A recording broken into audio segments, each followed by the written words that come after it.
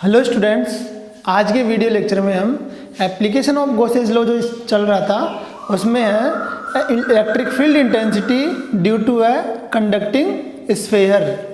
इससे पिछले वीडियो में अगर हम बात करें तो हमने पढ़ा था electric field intensity due to a spherical shell. तो आज की वीडियो में हम बात करेंगे कंडक्टिंग स्फीयर की वजह से इलेक्ट्रिक फील्ड इंटेंसिटी किसी पॉइंट पे कैसे हम डिराइव कर सकते हैं, कैसे हम उसका फॉर्मूला फाइंड कर सकते हैं। तो पिछले वीडियो में हमने बात की थी कि जब एक सेल लिया था, हमने स्फेरिकल सेल की बात की थी, तो उसके कारण जो इलेक्ट्रिक फील्ड इंटेंसिटी हमारे पास आई थी, सेम वही फॉर्मूला और वही जो डेरिवेशन था वो हम यहाँ पे डिस्कस करेंगे। और वहाँ पे भी हमने इस चीज़ के बारे में बताया था कि कंडक्टिंग स्फीयर और स्फेरिकल सेल की वजह से जो इलेक्ट्रिक फील्ड इंटेंसिटी होती है वो दोनों सेम होती है। तो हम स्टार्ट करते हैं। यहाँ पे एक स्फेरिकल कंडक्टिंग स्फीयर दे रखा है, और ये जो कंडक्टिंग स्फीयर है ये सॉलिड भी हो सकता है और होलो भी हो सकता है, क्योंकि स्फेरिकल सेल जो था वो होलो होता है। तो अब हम यहाँ पे अगर मान लेते हैं कि ये एक सॉलिड कंडक्टिंग स्फीयर है, सॉलिड होगा तो अंदर भी मास होगा, वॉल्यूम भी होगा इसका कुछ, और जब हम इसको चार्ज करते हैं, इसको कुछ चार्ज हम यहाँ पे देते हैं, तो जो चार्ज होगा वो कंडक्टर के अंदर जो है वो उसकी सरफेस पे क्या हो जाता है, यूनिफॉर्मली डिस्ट्रीब्यूट हो जाता है। तो यहाँ पे जो चार्ज हम देंगे तो इसकी जो सरफेस होगी, जो स्फीयर है उसकी सरफेस पे क्या हो जाएगा, यूनिफॉर्मली डिस्ट्रीब्यूट हो जाएगा। अब यहाँ पे जब सरफेस पे डिस्ट्रीब्यूट हो जाएगा तो वॉल्यूम के अंदर जो इनर पार्ट है उसमें कोई चार्ज नहीं रहेगा। अब आगे हम बात करते हैं, यहाँ पे जो चार्ज हमने दिया है due to uniform charge distribution, यहाँ पे जो सरफेस चार्ज डेंसिटी होगी, surface charge density, surface charge density of conducting sphere, तो इसको हम सिग्मा से रिप्रेजेंट करते हैं। तो सिग्मा इक्वल्स टू क्या होगा, ये होता है चार्ज पर यूनिट एरिया। तो अगर मान लो इसको जो हमने चार्ज दिया है वो क्यू चार्ज हमने यहाँ पे इसको दिया है, तो चार्ज पर यूनिट एरिया ये क्या होता है, सरफेस चार्ज डेंसिटी। और अगर हम इसके एरिया की बात करें तो क्या ये स्फीयर है, और स्फीयर का जो सरफेस एरिया होता है वो होता है 4 pi r square, 4 pi r square. ये जो स्फीयर है इसकी रेडियस हमको गिवन है, यहाँ पे हमने लेट कर रखा है, यहाँ पे let sphere radius of conducting sphere भी कैपिटल आर। तो यहाँ पे जो है ये तो हो गया हमारे पास surface charge density.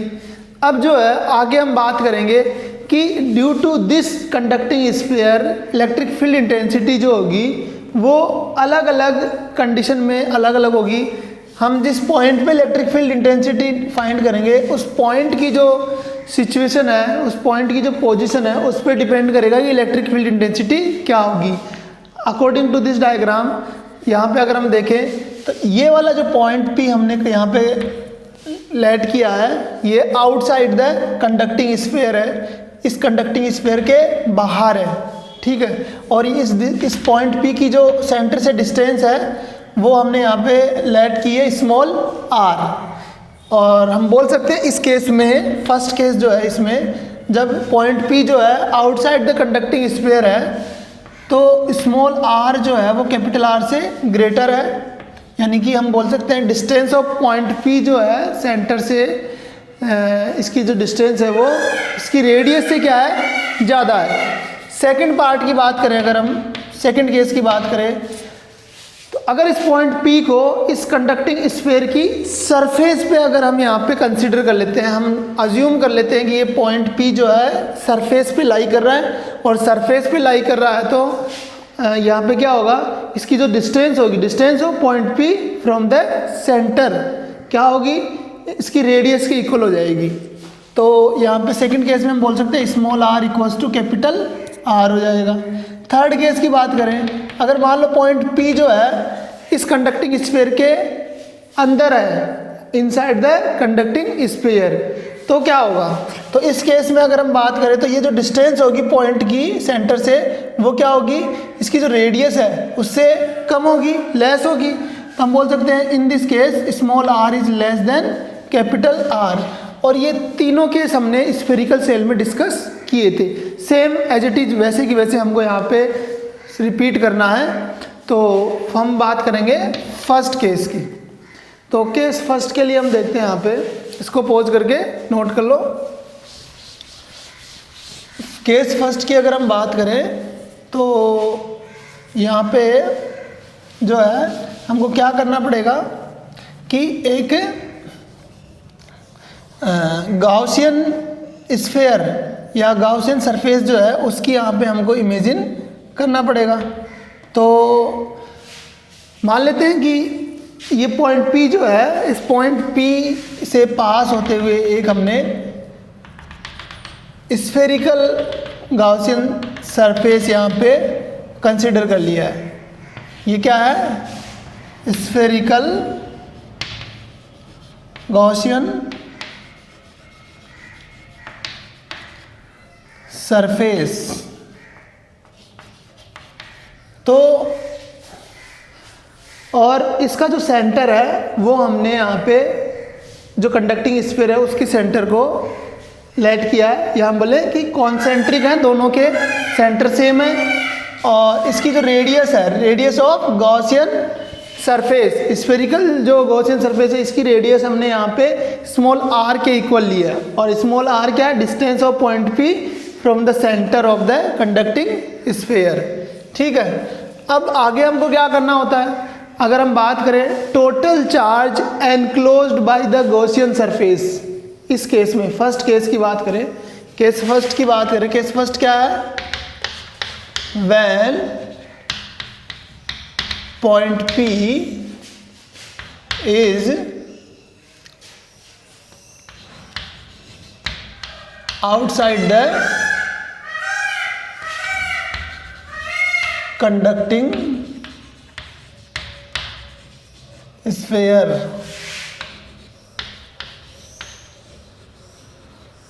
when point P is outside the conducting sphere, that is small r is greater than capital R। ठीक है, तो इसमें हम सबसे पहले अगर बात करें तो हम फ्लक्स की बात करते हैं, flux related to this Gaussian surface. तो उसके लिए हम क्या करते हैं? एक तो by the definition of electric flux, और सेकंड जो लेते हैं using the Gauss law.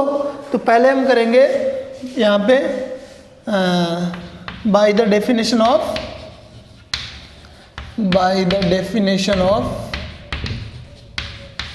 Electric flux. Electric flux की डेफिनेशन से हम यहाँ पे देखते हैं। तो इलेक्ट्रिक फ्लक्स की डेफिनेशन से अगर हम बात करें तो उसके लिए हम क्या करते हैं? इससे रिलेटेड इलेक्ट्रिक फ्लक्स निकालने के लिए एक तो डायरेक्ट कर सकते हैं, दूसरा हम क्या कर सकते हैं? यहाँ पे एक स्मॉल एलिमेंट यहाँ पे कंसीडर करेंगे, स्मॉल एलिमेंट कंसीडर करते हैं, और इस स्मॉल एलिमेंट से जो है रिलेटेड फ्लक्स हमको यहाँ पे फाइंड करना होता है सबसे पहले। तो उसके लिए हम क्या करते हैं? एक तो यहाँ पे हम बात करते हैं इलेक्ट्रिक फील्ड इंटेंसिटी की। तो due to this conducting sphere, जो इलेक्ट्रिक फील्ड इंटेंसिटी की जो डायरेक्शन होगी वो क्या होगी? Outside the sphere along the radius. Radially outward होती है इलेक्ट्रिक फील्ड इंटेंसिटी की direction due to positive charge. Positive charge है, और अगर नेगेटिव चार्ज होता तो इनसाइड द होता, या हम बोले कि रेडियली इनवर्ड होता, रेडियली इनवर्ड होता। अब हम बात करें अगर ये जो स्मॉल एलिमेंट हमने लिया है इसके एरिया वेक्टर की बात करें, तो एरिया वेक्टर की डायरेक्शन क्या होती है? एरिया वेक्टर की direction perpendicular to the surface होती है। स्मॉल एलिमेंट लिया है तो ये एज ए प्लेन कंसिडर कर सकते हैं, और इसकी एरिया वेक्टर की डायरेक्शन क्या होगी? इसके परपेंडिकुलर, और वो किधर होती है? आउटसाइड द स्फीयर, या बोले आउटसाइड द सरफेस। तो ये वाली जो डायरेक्शन होगी ये क्या होगी? एरिया वेक्टर की डायरेक्शन। मान लेते हैं इसको ds वेक्टर से रिप्रेजेंट कर लेते हैं, ds वेक्टर। ठीक है, एरिया वेक्टर की डायरेक्शन। तो यहाँ पे इलेक्ट्रिक फ्लक्स की डेफिनेशन से अगर हम फर्स्ट ऑफ ऑल हम बात करें electric flux related to small element, तो इसको डायरेक्ट हम लिख लेते हैं यहाँ पे डी फाई इक्वल्स टू क्या होगा, स्मॉल एलिमेंट है तो इलेक्ट्रिक फ्लक्स भी क्या होगा, स्मॉल होगा। तो d phi equals to E dot d s, और इसको हम लिख सकते हैं E d s cos theta. अब एक चीज़ यहाँ पे आप देख सकते हो कि थीटा जो है, थीटा क्या है, it is the angle between E vector and D S vector, means electric field intensity और जो एरिया वेक्टर है उसके बीच का एंगल है, और इनके बीच का जो एंगल है दोनों सेम डायरेक्शन में है, तो थीटा 0 डिग्री होगा। तो हम बोल सकते हैं थीटा क्या है, 0 डिग्री है, और थीटा 0 है तो डी फाई इक्वल्स टू क्या होगा, कोस 0 की वैल्यू क्या होती है, 1 होती है। तो यहाँ पे हम इसको लिख लेते हैं ई डी एस कोस 0, और डी फाई इक्वल्स टू हो जाएगा यहाँ पे ई डी एस, ठीक है। This is denoted the electric flux through the small element area। अब यहाँ पे जो स्मॉल एलिमेंट एरिया से रिलेटेड हमने ये जो इलेक्ट्रिक फ्लक्स निकाला, इसी से हम क्या करेंगे, टोटल इलेक्ट्रिक फ्लक्स फाइंड करेंगे, और किससे रिलेटेड, होल गॉसियन जो सरफेस हमने लिया है उससे related total electric flux find करेंगे। तो यहाँ पे हम लिख सकते हैं total electric flux related to whole Gaussian surface,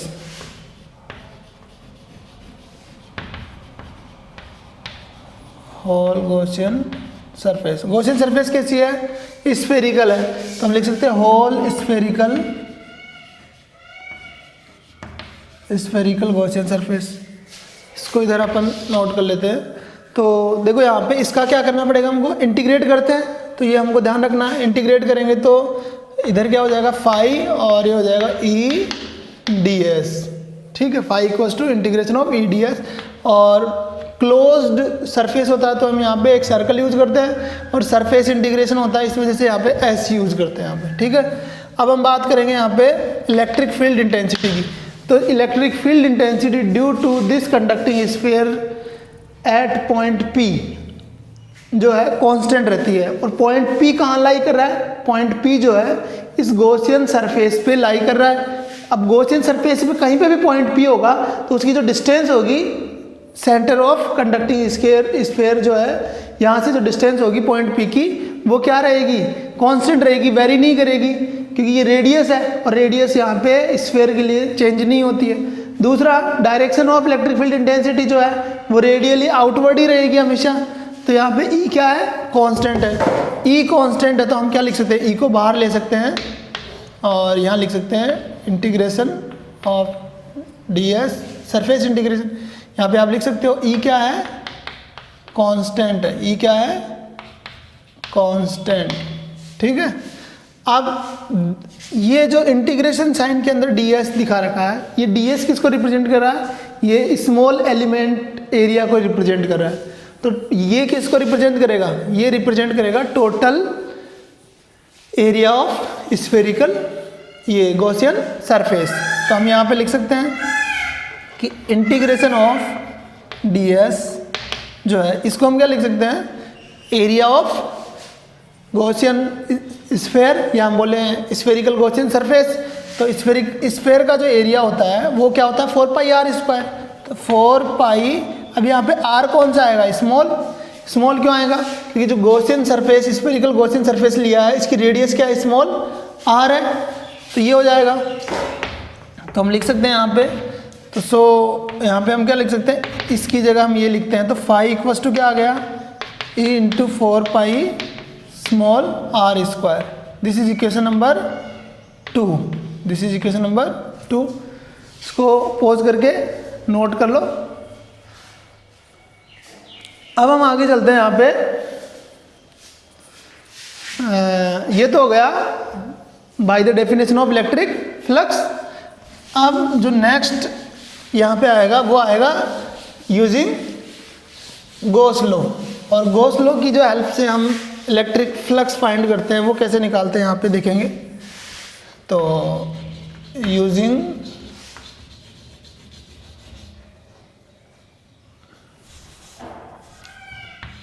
Gauss's law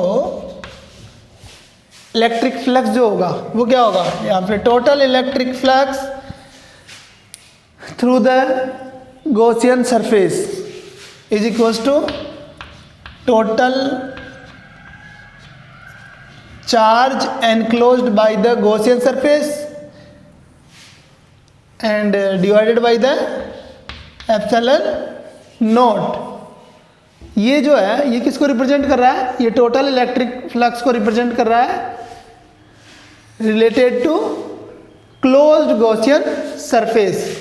और यहाँ पे टोटल चार्ज जो है वो क्या है, टोटल चार्ज देखो ये जो गॉसियन सरफेस है इससे जो एनक्लोज चार्ज है वो क्या है, क्यू है, तो कैपिटल क्यू। तो यहाँ पे हम लिख सकते हैं क्यू अपॉन एप्सिलॉन नॉट। इसको इक्वेशन नंबर थर्ड ले लेते हैं, इसको इक्वेशन नंबर थर्ड। अब इक्वेशन सेकंड और थर्ड को अगर देखें तो यहाँ से हमारे पास क्या आएगा, इक्वेशन सेकंड एंड थर्ड से हम बोल सकते हैं कि फ्लक्स जो है इनको इक्वेट कर देंगे। तो सेकंड इक्वेशन है E इंटू 4πr² फ्लक्स की वैल्यू, और इस थर्ड इक्वेशन से फ्लक्स की वैल्यू जो है क्यू अपॉन एप्सिलॉन नॉट, दोनों को इक्वेट कर दिया। तो यहाँ से हमारे पास E क्या आ गया, E जो है हमारे पास यहाँ पे आ जाएगा, इसका डिवाइड करेंगे यहाँ पे तो ये हो जाएगा Q अपॉन 4πε0r²। यही रिजल्ट हमारे पास स्फेरिकल सेल में भी आया था। तो हम बोल सकते हैं यहाँ पे कि इसको और ज़्यादा हम आगे लिखें तो इसको लिख सकते हैं क्या, KQ अपॉन r², क्योंकि 1/4πε0 यहाँ पे जो है 1/4πε0 क्या होता है, K होता है। ठीक है, तो ये जो रिजल्ट आ रहा है हमारे पास ये सेम रिजल्ट एक पॉइंट चार्ज की वजह से इलेक्ट्रिक फील्ड इंटेंसिटी के लिए भी होता है। ड्यू टू पॉइंट चार्ज जो इलेक्ट्रिक फील्ड इंटेंसिटी होती है वो भी यही होता है जो रिजल्ट आता है हमारे पास, यह फॉर्मूला आता है, और यहाँ पे भी यही आ रहा है, और यही स्फेरिकल सेल के लिए भी होता है। तो ये हमको ध्यान रखना। अगर हम इसको वेक्टर फॉर्म में लिखें, इन वेक्टर फॉर्म, तो वेक्टर फॉर्म में क्या होगा, इन वेक्टर फॉर्म हम बात करें तो इसको लिख सकते हैं E वेक्टर इक्वल्स टू, अगर इसको लिखें जैसे मान लो इसको इक्वेशन नंबर 4 ले लेते हैं तो Q अपॉन 4πε0 r²। यहाँ क्या रिप्रेजेंट कर रहा है, r is the unit vector which is represent the direction of electric field intensity along the radially outward direction. ठीक है, अब हम बात करते हैं आगे। इस फॉर्मूले को, इसको देखें या इसको देखें तो इसमें हमको दिख रहा है कि यहाँ पे साफ हमको समझ में आ रहा है कि इलेक्ट्रिक फील्ड इंटेंसिटी जो होती है वो डिस्टेंस जो है पॉइंट P की जो डिस्टेंस है उसके स्क्वायर के इन्वर्सली प्रोपोर्शनल है। तो हम बोल सकते हैं electric field intensity is inversely proportional to the square of distance of point P। तो E is inversely proportional to r²। ये हमको ध्यान रखना है। ये रिजल्ट जब हम ग्राफिकल रिप्रेजेंटेशन देखेंगे तो उसमें हमको इस रिजल्ट की हेल्प लेनी पड़ेगी। तो ये हमारा केस फर्स्ट हो गया। अब हम बात करेंगे केस सेकंड की। तो देखो केस सेकंड के अंदर हम क्या करते हैं, यहाँ पे केस सेकंड में क्या होगा, केस सेकंड में जो है जो पॉइंट P की हम बात कर रहे हैं वो कहाँ लाई करेगा, वो सरफेस पे लाई करेगा। और जब सरफेस पे लाई करेगा तो उस केस में क्या होगा, जो इलेक्ट्रिक फील्ड इंटेंसिटी की हम बात करेंगे तो जो डिस्टेंस हमने ली है पॉइंट P की, वहाँ पे क्या हो जाएगा भाई, ये पॉइंट P की जो डिस्टेंस होगी स्मॉल r वो किसके इक्वल हो जाएगी, ये इसकी रेडियस के इक्वल हो जाएगी। किसके इक्वल हो जाएगी? रेडियस के इक्वल हो जाएगी। तो सेकंड केस की बात करते हैं हम। Case second, when point P is on the surface of conducting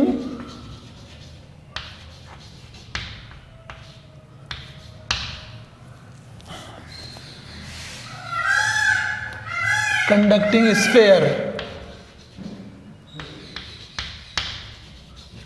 conducting sphere। अब यहाँ पे हम सीधा सीधा क्या पुट करेंगे? Small r equals to capital R, putting the value of small r equals to capital R in equation जो हमने फोर्थ इक्वेशन ली थी। ठीक है, इसको फिफ्थ ले लेते हैं। तो फोर्थ इक्वेशन में पुट करते हैं तो हमारे पास क्या आएगा? E इक्वल्स टू क्या आएगा? 1/4 पाई एप्सिलॉन नॉट, और साथ में क्या था? Q upon small r square था। तो यहाँ पे क्या आ जाएगा? कैपिटल R स्क्वायर आ जाएगा। इसको लिख लेते हैं अपन इक्वेशन नंबर 6। और ये जो है ये एक कांस्टेंट वैल्यू है, क्योंकि 1/4 पाई एप्सिलॉन नॉट भी कांस्टेंट है, Q चार्ज भी कांस्टेंट है, कैपिटल R जो रेडियस है, रेडियस ऑफ कंडक्टिंग स्फीयर, ये भी क्या है? कांस्टेंट है। तो हम बोल सकते हैं यहाँ पे E क्या है? इन दिस केस E क्या है? कांस्टेंट है। ठीक है, ये तो हो गया केस सेकंड। अब थर्ड केस की बात करते हैं अपन। थर्ड केस में क्या होगा? इसको नोट करो। इन केस थर्ड अगर हम बात करें तो पॉइंट P जो है वो स्फीयर के अंदर लाई करेगा। केस थर्ड में क्या होगा? When point P is inside the conducting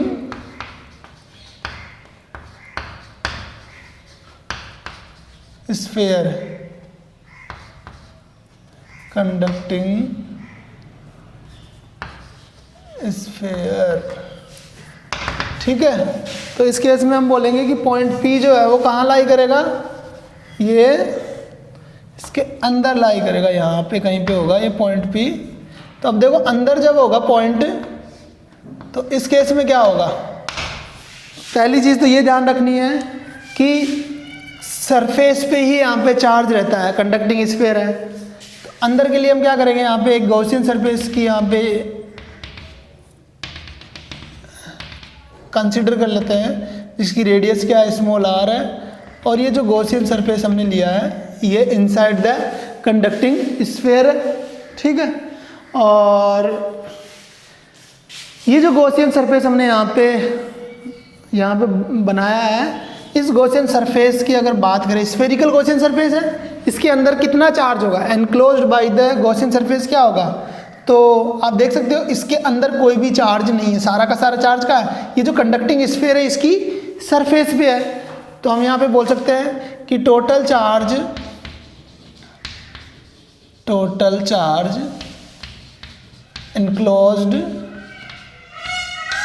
enclosed by the Gaussian surface, enclosed by the Gaussian surface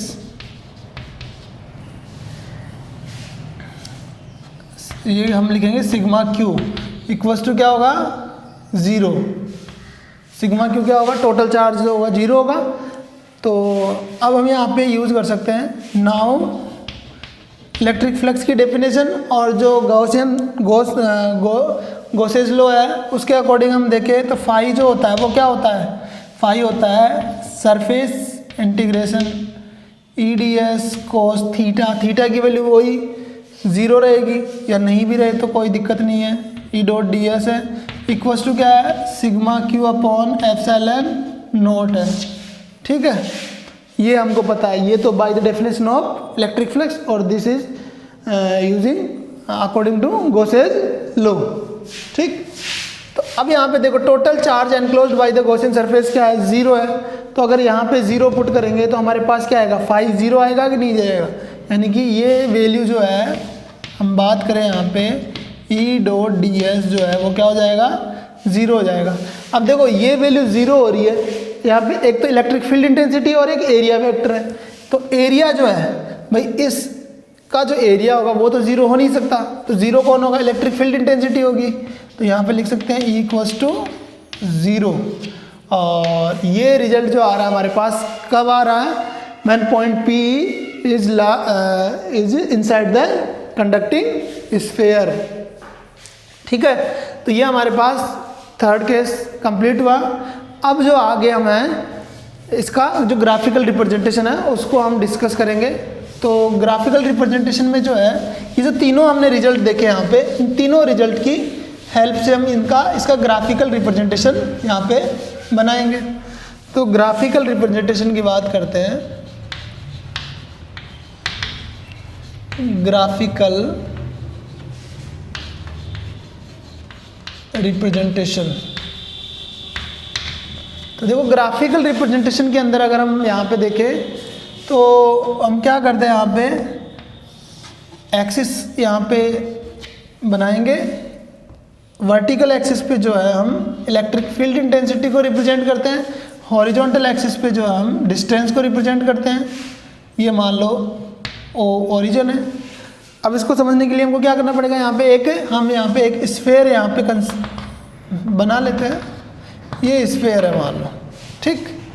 अब स्फीयर है तो इसकी रेडियस होगी, तो यहाँ से लेके सेंटर से, मान लो ये सेंटर है इसका, तो ये जो डिस्टेंस होगी ये क्या होगी, रेडियस। तो ये वाला जो पॉइंट होगा, ये पॉइंट सेंटर से कितने डिस्टेंस में है, रेडियस के इक्वल। स्मॉल आर क्या होगा, कैपिटल आर के इक्वल होगा। फॉर दिस पॉइंट की, अगर हम इस पॉइंट की बात करें, अगर इस पॉइंट से इधर की बात करें, यानी कि ये वाला जो पोर्शन होगा वो क्या होगा, इनसाइड द स्फीयर होगा। तो इस पोर्शन की बात करें तो इस पोर्शन के लिए स्मॉल आर जो होगा वो क्या होगा, रेडियस से छोटा होगा। Small r is less than capital R.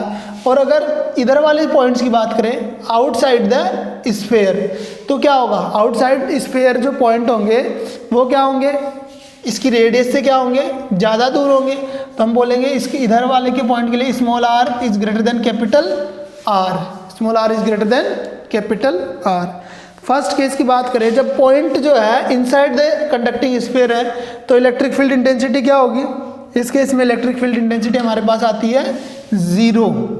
तो जो ग्राफ बनेगा वो ऐसा स्ट्रेट लाइन बनेगा जो डिस्टेंस एक्सिस पे होगा।